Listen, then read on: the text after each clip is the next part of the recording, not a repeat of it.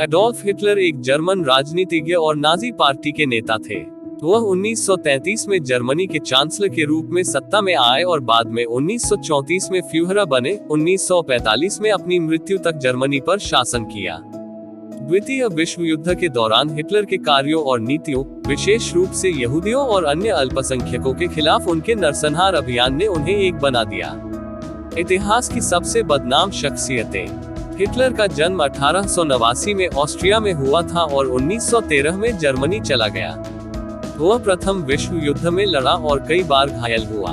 युद्ध के बाद हिटलर जर्मन वर्कर्स पार्टी में शामिल हो गया, जो बाद में नाजी पार्टी बन गई। वह जल्दी से एक नेतृत्व की स्थिति में पहुंच गया और अपने भाषणों और बयानबाजी के लिए जाना जाने लगा, जिसने यहूदियों, कम्युनिस्टों और अन्य कथित दुश्मनों पर जर्मनी की समस्याओं का आरोप लगाया।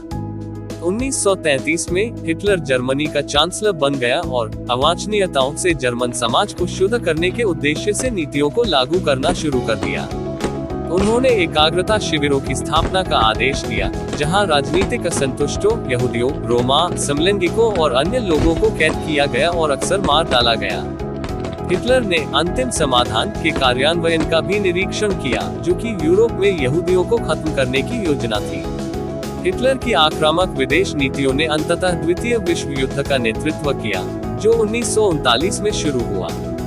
जर्मनी ने जल्दी ही यूरोप के अधिकांश भाग पर विजय प्राप्त कर ली, लेकिन अंततः 1945 में मित्र देशों की शक्तियों से हार गया। हिटलर ने बर्लिन में अपने बंकर में आत्महत्या कर ली, क्योंकि मित्र देशों की सेना शहर में बंद हो गई। हिटलर की विरासत घृणा, नरसंहार और युद्ध में से एक है। उनके नेतृत्व में किए गए अत्याचार, अतिवाद और असहिष्णुता के खतरों की याद दिलाते हैं।